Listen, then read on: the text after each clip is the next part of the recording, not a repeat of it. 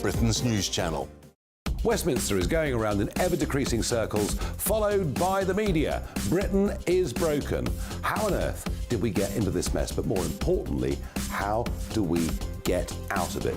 Join me at 7 p.m, Mondays to Thursdays on Farage, here on GB News. We will have open, rational debate. We've got to work out how Britain moves forward from this. Join us here on GB News, the People's Channel. Britain is watching. When the news happens, it happens here. And really important breaking news. Breaking news this morning. On TV, radio and online, the news starts here on Britain's Newsroom. All the biggest stories and the answers that you need from across the UK and beyond. Join Britain's Newsroom from 9:30 on GB News. The People's Channel, Britain's news channel. Join me, Patrick Christie's, Monday to Friday, 3 till 6. We tackle the day's news agenda like you've never seen before. It's high tempo, high octane, the most controversial topics and the best guests. You will not be able to take your eyes and ears off it. I'm not afraid to ask the questions that you really want answered. 3 till 6 p.m, Monday to Friday on GB News, the People's Channel, Britain's news channel. People in Britain, they love free speech, but they also love fair play. I don't care if I'm speaking somebody from a trade union, from the Labour Party, somebody from the SNP. And I think the viewers like to see that actually we can challenge one another, but in a positive way. We think we ask the questions that people want to ask, and often we ask the questions that we wanted to ask in Parliament but never got the chance to ask. So join us every Saturday, 10 a.m. till noon on GB News, Britain's news channel. It's all about family, being in people's living rooms, all the interaction and getting to know who our viewers and listeners are. When I was young, my dad used to say, no, stop arguing. I wanted an outlet that would enable me to give my opinion. People are going through a really hard time right now, and I know that you don't feel like you're being listened to by the establishment. I came to GB News because it's the People's Channel, and I want the audience to have their say on the events of the day. We're dynamic. We do something different. Democracy shows that the wisdom of the nation is in its people. I get to travel to find out what the story is from a personal perspective. The British people aren't fools. We know when we're not being told the full story. We've got to work out how Britain moves forward from this. It's the best country in the world. The establishment had their chance. Now we're here to represent your views. Britain's watching. Britain's watching. Britain's watching. We're proud to be GB News, The People's Channel, Britain's news channel. Centre at the prestigious Trick Awards.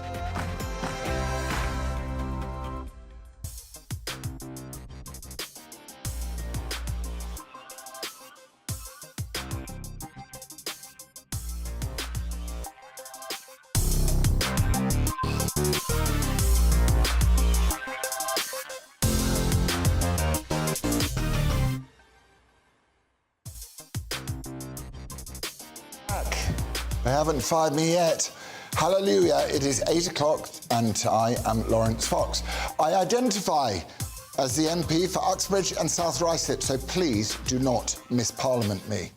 Coming up, I am delving into the little-known world of male midlife crisis, often seen as a man buying a superbike, having top surgery, coming out as gay, pretending to be friends with Holly Willoughby, taking a job at GB News, or having an affair. It's never seen as the pivotal moment in a man's mental health journey as an adult, so why do we disregard it as an important issue? Women get the menopause, so in this world of equality, why don't blokes get the menopause? Then we shall dissect the by-elections. It was rigged. With panellists Emma Webb and Paul Connew.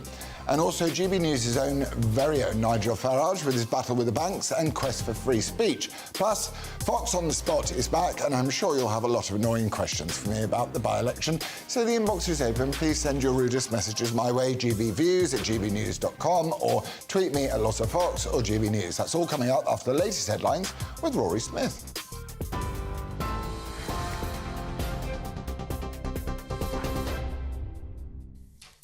Good evening. Despite a double by-election loss for the Conservatives, the Prime Minister says a victory in Uxbridge and South Ruislip shows the next general election is not a done deal. Labour won Selby and Ainsty, whilst the Liberal Democrats took Somerton and Frome, both overturning majorities of around 20,000. Rishi Sunak says he plans to deliver for the people. Westminster's been acting like the next election's a done deal. The Labour Party's been acting like it's a done deal. The people of Uxbridge just told all of them that it's not. Look, mid-term by-elections are rarely easy for incumbent governments. These are no different. And look, the reality is the circumstances of these by-elections are far from favourable. It's a reminder to politicians that we need to focus on what matters to people and not be distracted by what's going on in Westminster. But Labour leader Sir Keir Starmer says people want to see change. You voted for change. You put your trust in the Labour Party. And we hear you. We hear that cry for change, away from the chaos, away from those rising bills, the crumbling public services, a cry for change. And we will deliver. We will deliver through Keir Mather here, and we'll deliver with the next Labour government. And the leader of the Liberal Democrats, Sir Ed Davey, says the support for his party has strengthened. Previously, I've been talking about the blue wall in places like Hertfordshire, Oxfordshire, Cambridgeshire, Buckinghamshire, Bedfordshire, Surrey and Sussex, all those true blue heartlands, if you like, the home counties, where it's now the Liberal Democrats really challenging the Conservatives. Now we have a second front in the West Country, our traditional heartlands, if you like, the Liberal traditional heartlands. That means that we are forced to be reckoned with in the next general election. In other news tonight, the trial for former US President Donald Trump's classified documents case will take place on the 20th of May next year. That's less than 6 months ahead of the US presidential election. Trump is the current frontrunner for the Republican nomination in the race. One of the victims of June's Nottingham attacks was described as an angelic girl at her funeral today. At least 1,000 people paid their respects to 19-year-old Grace O'Malley Kumar at Westminster Cathedral in London. Barnaby Webber and Ian Coates were also killed during those attacks. And tributes continue to pour in for legendary American singer Tony Bennett, who has died at the age of 96. He released more than 70 albums over his 7-decade career. He sold millions of records around the world, winning 20 Grammy Awards. He died in his hometown of New York. TV, online, DAB+ radio and on TuneIn. This is GB News. Now though, back to Laurence.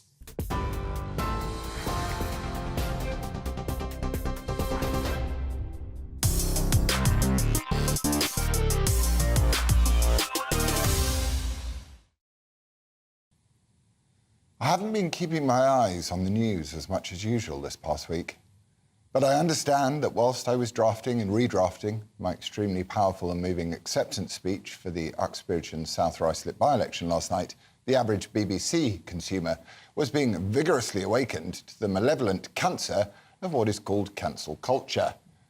And yet still, as I work through the trauma with my team of therapists and my Tibetan spiritual guru, Yuwaswabd, to come to terms with the election result, as someone who must be in double digits now of verified cancellations, even on the streets of Uxbridge and in the sweaty hall where the vote count took place, cancel culture followed me around like a grandfather's fart.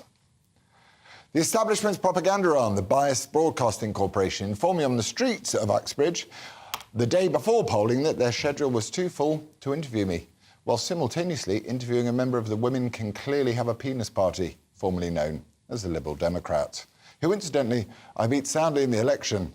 Yakshimash! And for a time last night, when it looked like people had put a fox in the box for us to beat the Stop Being Mean to the Tadpoles party, throwing out the possibility that I might indeed come third, my media bod approached the BBC again and offered me up for another interview. Under no circumstances, said the producer. What, even if he wins? Said my colleague. Even if he wins, sneered the arrogant little twerp from the Jimmy Savile Protection Society. Now, my spiritual guru had prepared me for the minute possibility that I wouldn't take the seat by a 20,000 majority in the message he had received from the gods during a dream. But for the BBC to publicly and arrogantly refuse to interview a candidate from a party which is now beating significant national parties in by-elections, it seems to me in breach of their charter and duty to impartiality. It's worse than that, in my view. I think it's election rigging. Why does some pompous little twonk get to decide whether the public should get to hear the views of a portion of the electorate? And they do so brazenly and so publicly. The BBC is corrupt to the core, but we've always known that. And if the Conservatives actually withdrew the charter and sent them off into the private sector, not only might they see a small bump in the polls, but also the woke BC would be deprived of the monopolistic opportunity to drip-feed wokery into innocent, trusting minds. Defund the whole sorry lot, I say. And then there's the banks, apparently. We've all read about the travails of Nigel, so let me give you a glimpse as to some of the other examples of what being tarred and feathered with the descriptor politically exposed person, or PEP, a designation I also have been honoured with by the banks, can mean for your daily life. When I renewed the car insurance on my not particularly flashy Volvo, it had gone from under £1,000 a year to over £10,000 a year. Reason given? PEP. In fact, every single insurance I have is now much more expensive than it was before. I can't even get a competitive mortgage, despite having a deposit, a couple of quid in the bank, and a very good credit rating either. So I'm forced to rent a house or hope that some distant uncle, who I've never met, carks it and leaves me enough to buy a home for myself and the kids outright. I'm not holding my breath. Then there were the calls from Barclays Bank, asking questions about transactions which have been constant and non-problematic for years. All the slow drip of intimidation, the "we've got our eyes on you, chum" tones with the "you better make sure your values align with our values" passive aggression, so much so that I've removed almost every penny I have from Barclays. Still need my direct debits for Netflix, not the BBC. These are the personal costs of being a PEP, as we are called. The professional ones are just as sinister. The dreadful and appalling Metro Bank, yes, appalling, who initially permitted to give the Reclaim Party a bank account, then spent 2 years making it impossible to operate or receive donations, to allow our party to have members, for those members to have subscriptions, and most crucially, to expand and edge ever closer to the cosy hegemony of the acceptable parties. They closed our immaculately compliant account for no reason whatsoever last year. They invented a new piece of compliance, a new entire department, apparently, and it would seem that our values and theirs didn't align either. I contemplated phoning the bank to inform them that some of my best girlfriends had penises, to apologise profoundly for being white, and to reassure them that I would be happy to publicly denounce Novak Djokovic. But then I thought I'd do something useful instead. And today I sent them a Freedom of Information request for the inevitable dossier as to why the deplorables like me and those who support the Reclaim Party shouldn't be allowed to exist. The fact that they're actually proud enough to do this while knowing it's wrong is concerning. And all the Be Kind Brigade who cheer the removal of basic services and cancellation of others still don't realise that when the worm turns, which it always does, that we were actually fighting for them as well. But the wokies don't do understanding, or gratitude, or kindness, or forgiveness, or tolerance that well. But do you know what they really do well? Puritanism, in spades. So as sure as night follows day, in the knowledge that their game is slowly coming to an end, they've doubled down yet again in their malevolent escalation of distraction. There have been well-documented attacks on one of my own colleagues on this channel. Attacks, I suspect, are concocted to distract from the generous financial donations of a Welshman who likes taking selfies of his own bottom. I opened my own social media last week to find some chap accusing me of raping his sister's mate at a party last summer. A ridiculous allegation. Anyone who knows me knows that I don't go to parties. My rape accuser said that the police were useless. But I had to spend an entire afternoon on the phone to the cops reporting it. They reassured me that if I had been accused of rape, a visit from the police would have been followed imminently. I did try and report the allegation on Twitter as well, but apparently as it didn't involve any misgendering or dead naming, calling someone a rapist doesn't break their community guidelines. Now look, I don't want to try and make light of this deliberately, but the hypocrisy of it really irritates me. The same people who consistently say that allegations of sexual assault aren't taken seriously are so happy to accuse anyone and everyone they disagree with now of rape. As a good friend put it to me the other day, "Jeepers, Foxy, you've gone pretty quickly from racist to rapist, haven't you, chap?" Now, there is a point to all of this.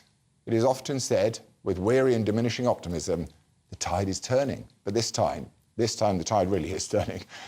Even some of the liberal middle-class wokies are smart enough to realise that if you can close one bank account for misaligned values, then you can close any bank account for misaligned values. And as I said earlier, the miserable woke movement isn't strong on any of the emotions it claims to champion. So, if we have an opportunity not to joyfully cancel in return, but to bring back a long-forgotten quality, so important in life, and that quality is that of forgiveness. We should forgive those who we have trespassed against, and we should seek forgiveness in return. Not because we're good people, but because we're the exact opposite. We are bad people. Because forgiveness sets a standard for everybody to follow. Forgiveness to cancel culture is like sunlight to a vampire. Deadly. Now, that's not to say there aren't some wrongs which must be righted. There isn't a day goes by where I don't mourn being cancelled from a career I loved and adored, and I will fight to my last breath to have my good name restored. I can assure you of that. Your good name is the most important thing you possess. That is why the first thing our woke friends come after is your good name.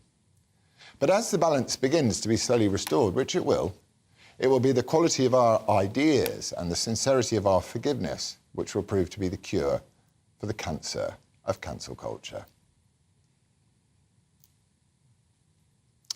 So, during this enforced absence from this great channel, thanks to the drilly neck thing, and the fact that I'm the MP for Uxbridge and South Ruislip, will identify as, I noticed that there's been a raft of men of a certain age making some pretty big life changes. This has intrigued me, so I'm going to speak to an expert about what happens when the belly goes floppy, the hair things, and the plumbing gets a bit rusty. Is the menopause a myth, or am I onto something? So tonight, I'm asking you, tell me what your midlife crisis looks like. Email me at gbviews@gbnews.com or tweet me at Laurence Fox or GBNews.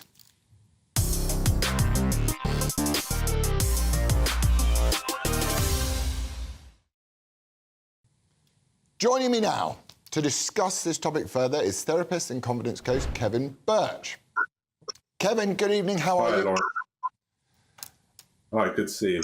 Kevin, I was reading this afternoon that you'd researched me and you said that I'd had a midlife crisis. Am I having a midlife crisis? Well, no, I said that it'd been alleged that you'd had a midlife crisis, and when you started the Reform Party... Reclaim, get it right! Reclaim, yes, my mistake, mea culpa. When you started the Reclaim Party 2 or 3 years ago, a very senior Conservative politician with a high profile said, oh, well, if you just buy a sports car instead of starting a political party to deal with your midlife crisis, and you, of course, replied, I already have a sports car. But the thing that really about that is she was trivialising, she was making a sexist slur against you. She wouldn't have said that to a woman. And she was trivialising, not really you, because you can handle it, you can deal with the rough and tumble, but she was trivialising men who find themselves in a kind of midlife crisis situation and are depressed, anxious, stressed out of their minds, and kind of rolling her eyes at that as if it's all something just to laugh at, which I thought was a bit of a shame for a high-profile politician to do. Which they can get away with, strangely, because misandry is not a crime and, misogyny is everywhere, mate, as Sadiq Khan keeps telling us today. So can you tell us, what does cause a man of a certain age to take this sudden pause and reflection on his life? And what would you call it a midlife crisis? Talk us through the process of this. Well, basically, as human beings, we form our identity, our sense of who we are, in large part from the roles we occupy. So I might say, oh, who am I? I'm a father, I'm a husband, I'm an actor, I'm a TV presenter, whatever it is. And that's fine. And then if and when one of those gets kind of knocked out by something, by divorce or by losing your career or something like that, we can then feel like our whole, oh my God, who am I? Question doesn't have an answer. And that can feel incredibly unsettling. And, if that happens when we're 25, it probably doesn't get noticed that much because we're not in that stabler period of our lives anyway, whereas we tend to be in a much more stable phase by the time we're 45, 55. So then if it happens and we change, the change can look quite dramatic both to us and to other people around. Oh, so it's when you're younger, everyone's a bit bonkers anyway, so you wouldn't notice. But when you're older, you're more settled and it's noticeable. And obviously, I don't want to just totally drag it over to the trans or the sexual thing, but If you've got someone who's happily married with 5 kids who suddenly says they're gay, is that someone who's been gay all along, or is that someone who is suddenly gone, actually, on reflection of my life, I'm gay now? Or is, and in the trans element, is there an autogynephilic element to this? You know, what's happening there on the sexual side of things? Well, it's probably always been there, and they probably have been suppressing it or feeling that it wasn't acceptable to them or to others, and, you know, living in the closet, right? It's the classic phrase for gay men who have been, or gay women who've been hiding it away. And then maybe there comes a point where, I don't know, their parents die, so they feel they can be true to themselves, or maybe it's simply like a build-up of the pressure, and they just get to the point where they go, I'm living a lie. Because, you know, all of us probably are more self-aware and know more about life when we're 45 than when we're 25. So we might, at that kind of, 20s, we might, it could be a gay man, gets married, has children, does what he thinks he's supposed to do, isn't really sure what he's feeling, and then it becomes clear to him later on, and he no longer wants to go along with what other people's expectations are. But it doesn't work the other way around. So you wouldn't find a gay man who gets to 50 and suddenly goes, you know what, I'm straight. Would you? So, so it must be very societally based. Yeah. So, I mean, male sexual orientation is pretty fixed, right? It doesn't change. You're either gay or straight, and it doesn't really change. So it's, but obviously there's not a social pressure to spend 20, 30 years pretending you're gay when you're really straight. The pressure's the other way around. That must be dreadful. Do you think, as a society, that we are genuinely progressive at the moment? Do you think that it's important that, with our understanding of women in the menopause and hormone replacement therapy and stuff like this, do you think that we put enough emphasis on male mental health? Because obviously, suicide is one of the biggest killers in men below a certain age. I've certainly been very open about some of the mental health problems I've had in life. And, do you think men should be treated and listened to and empathised with, or do you think we're better off as tough, strong men? Well, I think it's a bit of both. I think that one of the things that happens, as we saw with Ruth Davidson's comment, we said, is that, middle-aged men are probably, the least cared about and empathise with demographic, right? So it's very easy to dismiss that, and that happens a lot.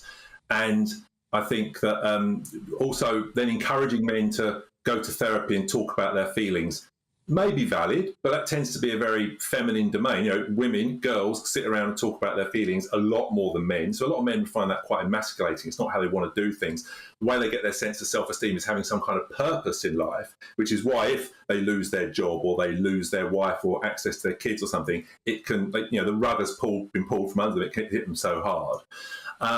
So I think the first thing really is to, as a man, perhaps going through something like that or getting close to it or worrying about it, is to realise that, you are more than your roles in life. You're more than your job or your role in the family. You're more than that. And actually, people who are religious probably have quite an easy time seeing that, because that's, all religions teach you're more than just that. But actually, you can be an atheist and still see that you're not just those roles. So that would be a good thing to be aware of internally. And I think the other, you could go to therapy, etc. But the other thing is, if you are in a crisis time, you are struggling as a guy in your 40s or 50s, find older men who have been through something similar and come out the other side and talk to them about it. But they have to come out the other side. So it's no good if you're going through divorce, talking to an older guy who had a bitter divorce and is still bitter about it. You've got to find the guy who had a divorce and is come out the other side and is now happy and at peace with it.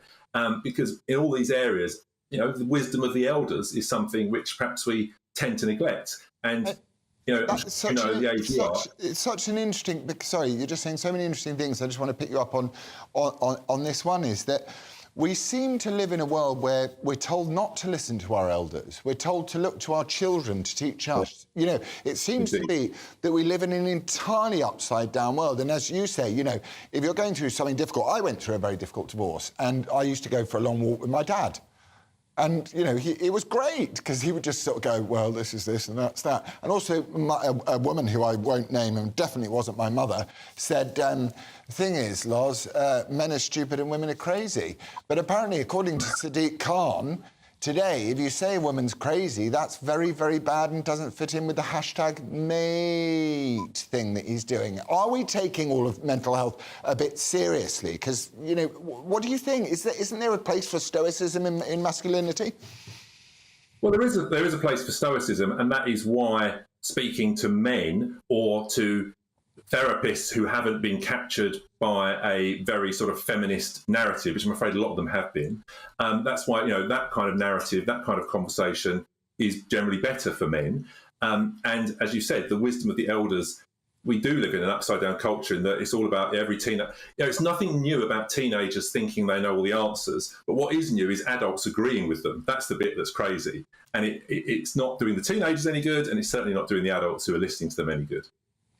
Kevin, I really, really need you to come and speak in my son's school as well, because they'll do, not just in my son's school, but in schools across the country, one kid will punch another kid and they'll all sit down and have a conversation about anger management and they'll apologise to each other, but no child will be disciplined for behaving badly to another child. It looks like culture's gone completely, the world is upside down at the moment, but it looks like culture's gone completely upside down and it's not benefiting anyone. I can't do therapy, it didn't work for me. I tried, but it was, as you say, it was a bit like, how are you feeling? It's your mum and dad's fault. And I'm like, no, it's not. So give me the final, I want the final sell for us men, for me, alt-right, trans lesbian of colour, who wants to buy a sports car and is thinking of changing gender. How would you stop me? What's the sell? What's the positive thing that I can do? And if you want to do all that, you can, right? No one's stopping you. But if we're stressed, going into sort of hedonism and indulging our whims is one way us guys can deal with it, but it probably isn't the most sustainable way. So I'd try and do that in a kind of light version, if I were you. And I would then look to the kind of more stabilising influence of the older, wiser men in your life and speak to them, because they will, because if you're being an idiot, they're going to give you a slap and tell you, which is maybe what you need to hear. This is the most common sense I've heard in the whole world from a therapist and confidence coach. Kevin, can I book in for an appointment, please? Yeah, just let me know. All right, thank you so much for joining me. That was Kevin Birch, confidence coach and therapist. Oh, that was a real breath of fresh air. It's so nice to be back, guys. Anyway, listen, you're watching and listening to GB News. Coming up is the Fox and the Hounds news panel discussing the by-elections where I was robbed, ULEZ and how young is too young to be an MP. He looked like my son. Then, are you at risk of losing your bank because you're not woke? This is GB News, Britain's news channel. Back in 3. The temperature's rising. Boxed Solar, proud sponsors of weather on GB News. Hello again, it's Aidan McGibbon here from the Met Office with the GB News forecast. Damp and breezy for many of us this weekend, particularly during Saturday, feeling cool under the rain, but signs of something a little brighter for many, albeit not for all, by Sunday. Weather fronts are streaming in from the west. They are now thickening up the cloud for many places, bringing spells of rain overnight to Northern Ireland, into western Scotland, northwest England, as well as much of North Wales. Dribs and drabs of rainfall for South Wales, southwest England, staying dry and clear for the southeast of England, although with the breeze picking up, a lot of cloud cover, it's a mild night for many. The one exception, northern Scotland, mid-single figures here, with some sunshine first thing. And actually, if you're after sunshine this weekend, northern Scotland's the place to be. 1 or 2 showers for Shetland, as well as Orkney.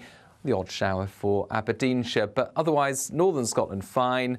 Southeast England starts fine before some light rain arrives by the afternoon. It's outbreaks of rain widely elsewhere. A strengthening breeze, unseasonable conditions really, especially towards the southwest and west. Into Sunday, it stays breezy in the south, especially around coasts, but brighter skies eventually appear with quite a number of showers in the south. This area of rain across northern England will persist, and that's likely to lead to large rainfall totals. By Monday, that's sinking away, replaced by showers. The temperature's rising. Boxed Solar, proud sponsors of weather on GB News.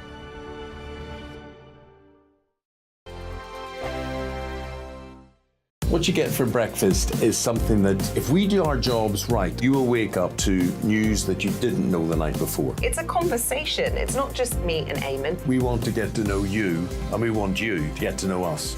From 6, it's Breakfast with Eamon and Isabel. Monday to Thursdays on GB News, Britain's news channel. Westminster is going around in ever-decreasing circles, followed by the media. Britain is broken. How on earth did we get into this mess? But more importantly, how do we get out of it? Join me at 7 p.m, Mondays to Thursdays on Farage, here on GB News. We will have open, rational debate. We've got to work out how Britain moves forward from this. Join us here on GB News, the People's Channel. Britain is watching. When the news happens, it happens here. And really important breaking news. Breaking news this morning. On TV, radio and online, the news starts here on Britain's newsroom. All the biggest stories and the answers that you need from across the UK and beyond. Join Britain's newsroom from 9:30 on GB News. The People's Channel, Britain's news channel. Join me, Patrick Christie's Monday to Friday, 3 till 6. We tackle the day's news agenda like you've never seen before. It's high tempo, high octane, the most controversial topics and the best guests. You will not be able to take your eyes and ears off it. I'm not afraid to ask the questions that you really want answered. 3 till 6 p.m, Monday to Friday on GB News, the People's Channel, Britain's news channel. People in Britain, they love free speech, but they also love fair play. I don't care if I'm speaking somebody from a trade union, from the Labour Party, somebody from the SNP. And I think the viewers like to see that actually we can challenge one another, but in a positive way. We think we ask the questions that people want to ask, and often we ask the questions that we wanted to ask in Parliament but never got the chance to ask. So join us every Saturday, 10 a.m. till noon on GB News, Britain's news channel. It's all about family, being in people's living rooms, all the interaction and getting to know who our viewers and listeners are. When I was young, my dad used to say, no, stop arguing. I wanted an outlet that would enable me to give my opinion. People are going through a really hard time right now, and I know that you don't feel like you're being listened to by the establishment. I came to GB News because it's the People's Channel, and I want the audience to have their say on the events of the day. We're dynamic. We do something different. Democracy shows that the wisdom of the nation is in its people. I get to travel, sort of find out what the story is from a personal perspective. The British people aren't fools. We know when we're not being told the full story. We've got to work out how Britain moves forward from this. It's the best country in the world. The establishment had their chance. Now we're here to represent your views. Britain's watching. Britain's watching. Britain's watching. We're proud to be GB News, the People's Channel, Britain's news channel.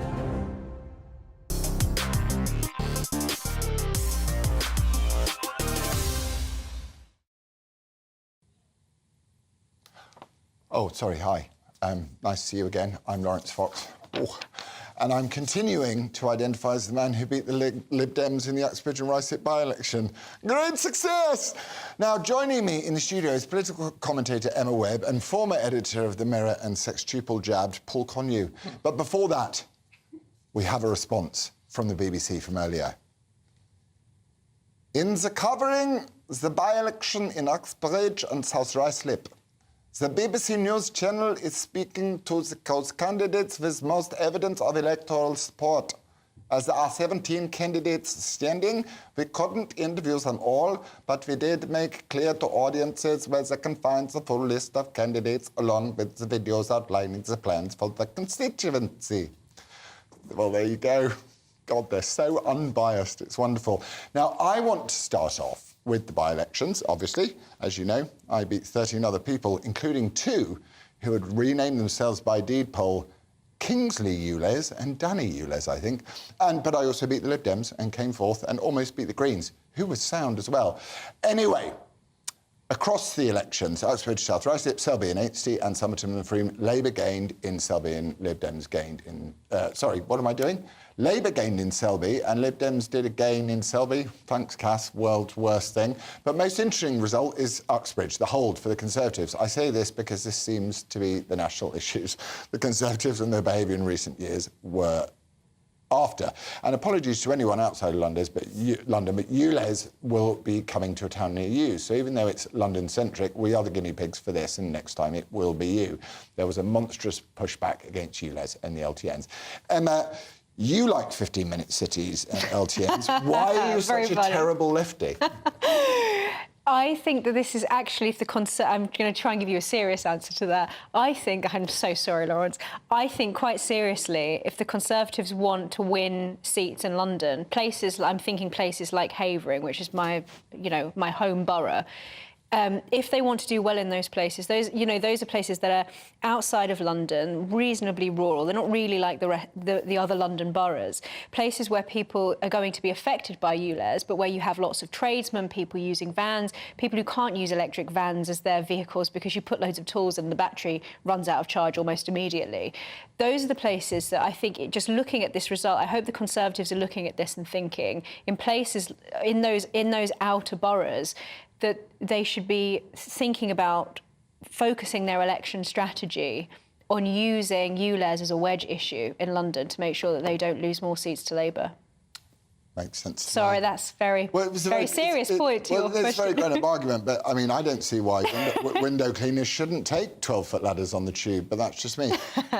Paul, why do you insist on maximum freedom for everyone and no ULEZ charges? Well, funnily enough, on this programme last week, I did predict that even though I'm a Labour supporter, the Tories might well hold Uxbridge purely on the one issue of ULEZ. Oh, by the way, with your banking problems, how did you manage to pay the deposit you lost? I have a political party, so I paid the deposit. No, also, interestingly, no one won the deposit. But that wasn't really my question. Actually, the Tories and Lib Dems said, listen, we know you're a free marketeer. We know that you don't care about the poor and disadvantaged. Don't try and put it back onto me. Try and defend your position that people why aren't we trying to bring in climate taxes and stuff? And why aren't we trying to protect the environment? Why are you insisting that someone can get in their car and drive to the beach and have a nice time? Uxbridge was clearly a public health, strong argument for that, versus the cost of living crisis. Public health, what I beg your pardon? Because ULEZ makes sense, but not in the current cost of living crisis, which is why we've now, this afternoon, got Keir Starmer basically in sharp disagreement with the Mayor of London. They're all in disagreement. The candidate disagreed with the Mayor, who disagreed with the leader. So basically, they all disagree about it. Let's not forget, though, of course, Boris Johnson was the man originally behind ULEZ. I know, but we can't blame Boris Johnson for everything, can we? Well, or can we? Most things we can. We blame him for a lot of the bad green policies. Why shouldn't a tradesman get his big ladder and his window cleaning equipment and get on the tube with it? Because that would be ridiculous. And it's not actually just about... Are you calling Sadiq Khan? Yes, I am calling Sadiq Khan ridiculous, and not just for that. I think that it's not just about the tradesman. This is also just about the simple fact that, well, firstly, ULEZ is one in a raft of measures that I think are basically just persecuting drivers. They want drivers off of the road. They hate the car. But also the fact that 15-minute cities, all of these net zero policies, they are inhumane. The idea of us being custodians of the environment so that human beings have a nice environment to live in is very old hat now. Now it's about doing away with human beings in order to save the planet. There's something fundamentally anti-human about this arbitrary target of reaching net zero by 2030. Now, I know that there are lots of people who think that climate apocalypse is on the horizon and therefore that justifies these measures and we have to do this now because there was a mad lady from Just Stop Oil who was talking... How dare you call her mad? No, well... That's not the views of GB News or any sane person. She's insane. Thank you. But so we saw today that Just Stop Oil were preventing a lady from getting her newborn baby, to hospital. We're getting that. No. We're getting that. And also, you're a little bit young to talk about this, which brings me on to the next story. We've just had a little person called Keir Mather, who's 25. Yep. He's been selected as MP for Selby and Aintree in Yorkshire. Johnny Mercer took a stance and said he doesn't want to become the in-betweeners. For anyone who's not in the know, it's a show about hapless sixth form students. Now, look, I saw Keir... What's his name? Mather. Yeah. So I saw him and I thought... it doesn't really matter what age you are because you're just telling them what Labour tell you to say. Now, Emma's obviously way too young to have an opinion on this. but Paul, as an adult, what do you think about a 25-year-old who's barely out of nappies being an MP? What's wrong with a 25-year-old MP? Politics needs to appeal to the young, and that's one of the biggest crises we have in this country on politics, is a disillusioned young. So I quite welcome that. I mean, who knows how good an MP he'll turn out to be, but the fact he's 25, is irrelevant. Really? Yes, absolutely irrelevant. In the olden days, I was always of this sort of view that people did this great job of public service, and then in the olden days they did the public service, and then they went off to become an MP. Emma, he wants obviously votes for 16-year-olds because everyone will vote Labour. What do you think about 25-year-old MPs? I think that we should have the situation switch. So now you seem to get people who come into Parliament very, very young, and then they go into the corporate world, and then they start their life in the real world. I would prefer to see people who have lived many, many years, decades possibly. You know, I think anybody below the age of 40 in Parliament is quite young to be an MP. But you need a mixture of the two. Please don't interrupt the child. She's speaking. You know, I actually do get this very often. Somebody said to me the other day that they didn't want to listen to you because I was 10-year-old or something. So I do think that people under the age of 30 do have valid things to contribute, and just because he's 25 doesn't mean he doesn't have something decent to contribute. You can make tea in my office. He seems to have gone straight from university into working in Parliament. Hasn't obviously had enough time to have very much life experience. He gave a very competent speech earlier when he won the seat. But the point is that somebody someone else's lines. It's not. That's the problem. Is it's not his own lines. And I think that no young person really, unless you are truly, truly exceptional, is going to be robust enough in their position to resist the party line and to have had sufficient experience to be able to sort of dig their heels. Cass is screaming at me. What do you? All right, fine, I heard. That, but right, no. I'm tooting the half-time horn. Sorry, Cass is angry. Oh look. Oh God, I hate you for this, Cass. You're so fired. Right, you're watching this in GBNews. I need nothing. If you want Cass fired, please email in now. I'll be right. If you want access to your cash, the banks have the power to restrict who banks with them and based purely on their views. We will be back in trois. The Live Desk with me, Mark Longhurst. And me, Pip Thompson. It's here Monday to Friday on GB News. From midday, we'll bring you the news as it breaks, whenever it's happening and wherever it's happening, from across the UK and around the world. Refreshing, feisty, but with a bit of fun too. If it matters to you, we'll have it covered on TV, radio and online. Join the Live Desk on GB News, the People's Channel, Britain's news channel. So Jubes & Co, we tackle the issues of the day with real, robust debate, both sides of the fence, battling it out with me in the middle with my forthright opinions and views. And often really interesting things happen because you start with a position and then by the end of the debate you find actually, well, I might not have thought about that one. What we need in this country is 2 new political parties. You should maybe think about doing a 2024 calendar. I'm Michelle Dewberry and I'm keeping you company right through until 7 o'clock this evening. GB News, the People's Channel, Britain's watching. Monday to Thursday, 9 p.m. till 11 p.m. Join me, Dan Wootton. I'll bring you the sharpest takes and hottest debates. Do you not believe in prison? I don't believe in prison. I'm completely stunned. I guarantee you there'll be no spin, no bias, no censorship. I actually was personally quite offended by it. And no reason to go to bed. So I guess they've always been quite woke. That's Dan Wootton tonight on TV, radio and online. Monday to Thursday from 9 p.m. till 11 p.m. on GB News. The People's Channel, Britain's news channel. In a world of dull and predictable radio and TV shows. Oh, hi. On Mark Dolan tonight, we've got big guests. We drill into the big stories of the day.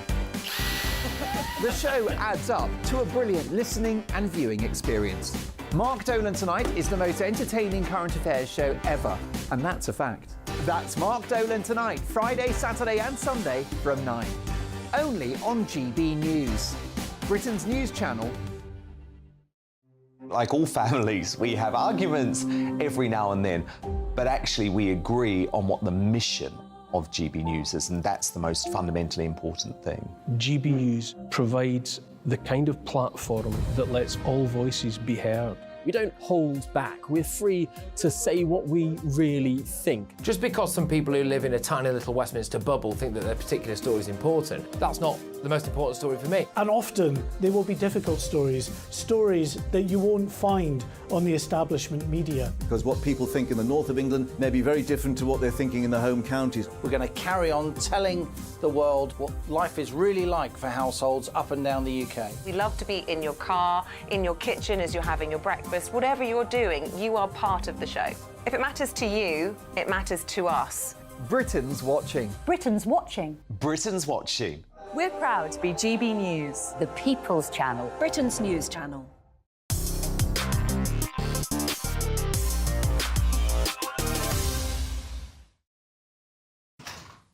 Yakshimash, welcome back. Earlier, I asked you to tell me what your midlife crisis looks like, and I bet Cass has put all the nice ones in. Best way is to just laugh it off, mate. Thank you. Another viewer from Twitter said, healthy lifestyle, good for the mind and soul. I had one until they drilled into my neck and removed a piece of my spine, but now I'm back on the fags. No, I gave up smoking and took up cigars. Dreadful. Hugh, I've decided to take up singing and guitar lessons. Any tips? Google Laurence Fox The Distance on YouTube. You'll find it's quite a moving song. Rob's got in touch and said, mine looks like this. I think he's referring to a mirror and me looking at it. Very clever. Mark said, my midlife crisis looks like a 2006 Mercedes ML, and I love it. Now, what's an ML? Is that the sort of people wagon, or is that the long sports one? I think it is a sports one. You're a socialist. You shouldn't know the answer. Trick question. Right, still with me in the studio is political commentator Emma Webb and author and former newspaper editor Paul Cornu. I've decided to ditch the bank story because I have a feeling that it's been on here all week. So, in other news, in a week where the face-gluing, orange, tabard-wearing, slow-walking, doomsday cultists vowed to paralyse the City of London again, applauded on by Sadiq Khan, they claim that they don't prevent people from getting to hospitals. Well, let's take a little look at this.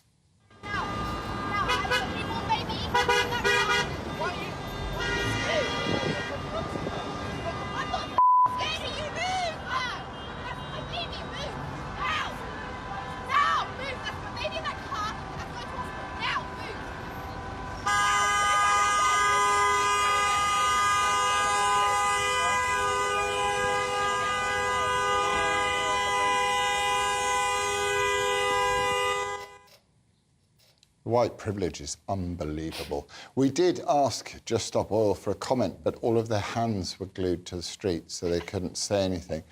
Anyway, Emma,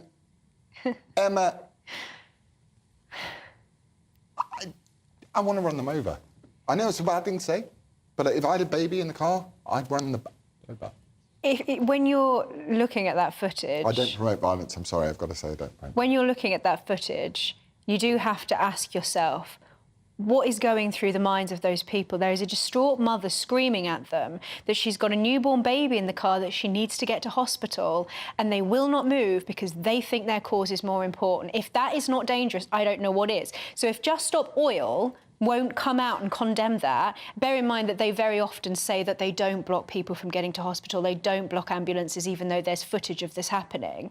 You know, this is absolutely reprehensible. What kind of person stands there while a distraught mother is screaming that she's trying to get her baby to hospital and then will not move? Well, I'm not allowed to say the word insane because that's not allowed to use that. Doomsday cultist, ideological loon bag. Paul, you're sympathetic to the Just Stop Oil cause, aren't you? Because you're a weird socialist. But I'm not sympathetic. If that is as it appeared to be, then I would feel if I were in her shoes, or which I can't be because I've got a penis. But in fact, if I was driving a small child to hospital, I'd feel the same way. But I am sympathetic to their cause, but not their methodology. What are you sympathetic to in their cause? Because climate change is if you like, a burning issue, probably the biggest burning issue. What do you say to all of those, or what do you say to the fact that they're now measuring temperatures 2 metres off the ground to make the temperature seem hotter, and everyone across Europe is filling social media with pictures of the actual temperature as opposed to the temperature that's being promoted by the COVID Mark II? You're sounding like a climate change denier. Let's oh, the words arrived! Climate change denier! Let's be honest about it. But one of the troubles is where I do sympathise with them when they make peaceful protests, not like that one, if it's genuine. And it was peaceful. It was just really really irritating and it could have resulted in harm to a young child. But the trouble is that the mainstream media, we aren't very good at covering them unless they do protests that actually hit the headlines. So, in fact... Do what I did, go and stand for Parliament and come forth and beat the Lib Dems! If the police... there didn't seem to be any police presence there. Maybe they just weren't on the camera. They were too busy calling each other May in case that they were sexually harassing each other, May. If police don't do something to stop these people from blocking the roads, as we saw there, what are people supposed to do? Is a mother just supposed to allow her baby to not get to hospital if her baby is in danger? You know, it's absolutely heartless. And we say, oh, it's peaceful protesting. But they are putting a baby's life at risk. Well, we don't know exactly the circumstances of the baby's condition. But neither do they. Neither do the protesters. No, if they had a heart, they would move out of the way. I'd also take the mother's word ahead of the, the ones with the wrists that they can't hold straight. The people who eat the wheatgrass. I would take the mother's word, wouldn't you? Well, basically, yes. So why do we need less fossil fuels? Why are we not having more fossil fuels, more carbon, bigger trees, happier times? Because that way we kill the planet and we actually endanger not just the next generation of babies, but the next but one. I polled on this, right, before the election, because I was interested, because I'm like, there's no imminent climate crisis, it's a complete hoax, along with COVID Mark II. And the polling revealed that 75% of people think that there is a climate crisis, but 75% of people don't want to do anything about it. And I thought that was the most interesting bit of polling I've ever done in my life, which like, there is a climate crisis, but he needs to do something about it, hence why they all fly around in their silly planes and get on their boats. And I've got to go to a break now, and what did now? Yeah. Cass? Well, then say I've got another minute. She's so fine. Well, all right, I don't want to argue with my producer. Paul, tell me some interesting things. It's difficult to balance, and I admit this. A lot of people believe in the dangers of climate change, but don't want to change their lifestyle. Emma, is it? But that doesn't invalidate the climate change argument. Is climate something you believe in? Or is it... Well, I mean, science is something that is always disputed. There's no such thing as the science. And so scientists, they have evidence, they discuss things. The idea that you would just believe in something, you often see this with the climate protesters. They say, well, I don't understand it, but it's what the scientists are telling me. And if you present them with a scientist who disagrees with them, then they accuse you of being But the overwhelming majority of scientists believe in the dangers of climate change. Of course, there are a minority who don't, but the overwhelming majority of experts do. The overwhelming majority of experts that they hired to agree with them believe in it, just like the overwhelmingly most eminent people on epidemiology were silenced off and censored off social media during the COVID pandemic. Anyway, I think we do have to go to break now. Next, you put me on the spot in a quick-fire question and answer session. Please be kind. Back in 3.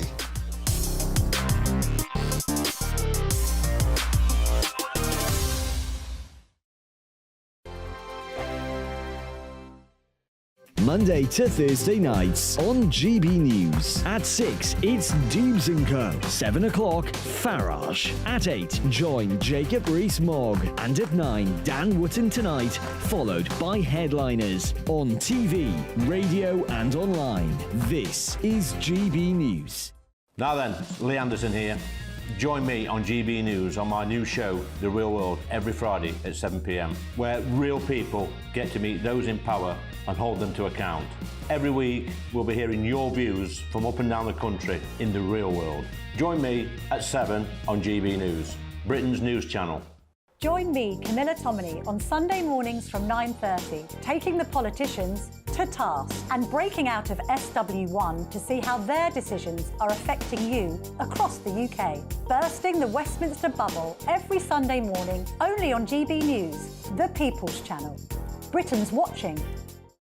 Join us every night on GB News at 11 p.m. for Headliners, which is 3 top comedians going through the next day's news stories, which is exactly what you need, because when the establishment has gone crazy, you need some craziness to make sense of it. So join us 11 p.m. every night on GB News, the People's Channel, Britain's news channel. I'm Andrew Doyle.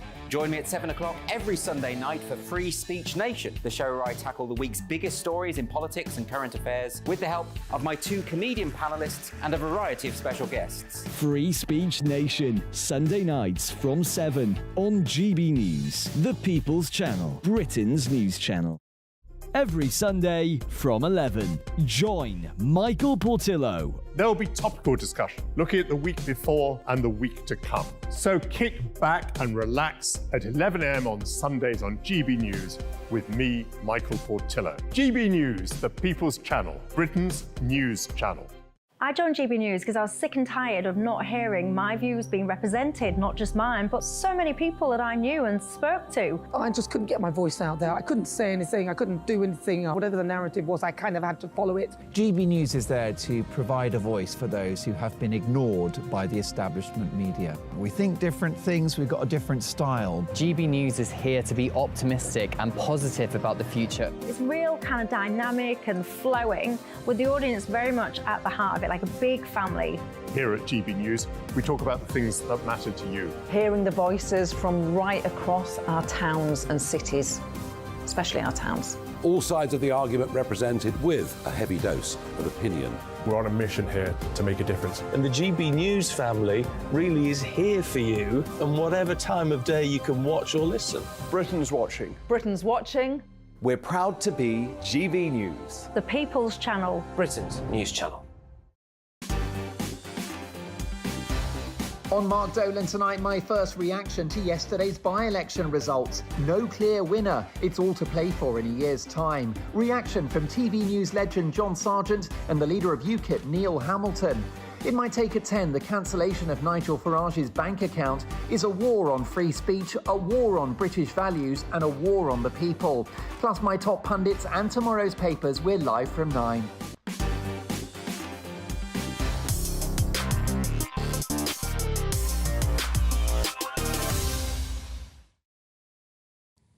Hi, Coconuts. Now, look, I asked you to put me on the spot with any question, and it's time Fox on the spot. So this is Ron, via email. Will you consider joining up with Reform, UKIP and other small parties? Ron, I would like to invite you to the last 6 months of my life and having dinner. Emma, should I join them?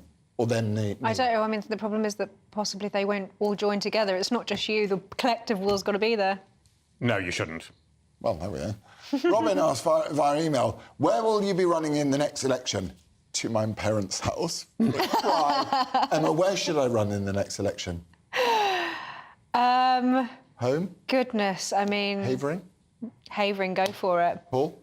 Westminster. Well, I thought that's what I did last time. It didn't work. John asked on Twitter, are you going in coalition with Count Binface? Now, this is actually, we need to take some time for this question. Count Binface, in my view, is the most powerful politician living in Britain today. Everything he says, I agree with. When he wanted to rename, which bridge was it? I can't remember, Lambeth Bridge, Wayne Bridge, I was completely behind him. And he wanted to move the hairdryer in his local pub closer to the sink. Emma, do you think I should work with Count Binface? Only if he changes his name by deed poll to Count Binface Ulez. Very good. That would be rubbish. I mean, it's almost a comedy show. Now, Cass, I forgot what time you told me that I had to not... I've got 30 seconds. Right, OK. Well, listen, it's been very nice to be back. It's been horrible having a bad neck. I really, really hated it, and I hated being away from you because I really enjoy spending my Friday nights with you. So thank you so much for having me back. I hope I've annoyed everyone just enough. That's it. She's saying in my ear, yes, you have. That's it from me for today. So I'd like to thank my panel and my guests and to you at home. Up next is the world's sexiest man, voted by me yesterday, Mark Dolan. Mark, what is on your show this evening? If only. Laurence, great to have you back. In my big opinion, my first reaction to yesterday's explosive by-election results, the Lib Dems on the march, Labour threaten the Red Wall, and a surprising victory sees Sunak back in the race. It's all to play for in a year's time. Reaction from TV News legend John Sargent. In my take at 10, the cancellation of Nigel Farage's bank account is a war on free speech, A war on British values and a war on the people. Britain is becoming institutionally woke and it's time to fight back. Plus, we got my top pundits reacting to the big stories of the day and the papers as well. So much to get through. Your emails, mark@gbnews.com. Tonight in a panel, we've got Neil Hamilton, of course, leader of UKIP. It's all to come. A busy Mark Dolan tonight. First, here's the weather. A brighter outlook with Boxed Solar. Proud sponsors of weather on GB News. Hello again, it's Aidan McGivern here from the Met Office with the GB News forecast. Damp and breezy for many of us this weekend, particularly during Saturday, feeling cool under the rain, but signs of something a little brighter for many, albeit not for all, by Sunday. Weather fronts are streaming in from the west. They are now thickening up the cloud for many places, bringing